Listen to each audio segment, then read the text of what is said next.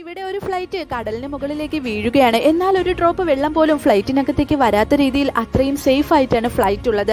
അതുകൊണ്ട് തന്നെ അതിനുള്ളിലെ പാസഞ്ചേഴ്സും സേഫ് ആയിട്ടാണ് ഇരിക്കുന്നത്. അവർ കടലിനുള്ളിലാണ് ഉള്ളതെന്ന് അറിഞ്ഞപ്പോൾ എല്ലാവരും പാനിക് ആവുകയാണ്. ഫ്ലൈറ്റിനകത്തുള്ള ഓക്സിജൻ ലെവൽ എപ്പോൾ വേണമെങ്കിലും കുറയാൻ ചാൻസ് ഉണ്ട്. ക്യാപ്റ്റൻ അവരോട് ടെൻഷൻ ആകാതെ ഇരിക്കൂ, നമുക്ക് രക്ഷപ്പെടാൻ എന്തെങ്കിലും മാർഗമുണ്ടോ എന്ന് നോക്കാമെന്ന് പറയുന്നു.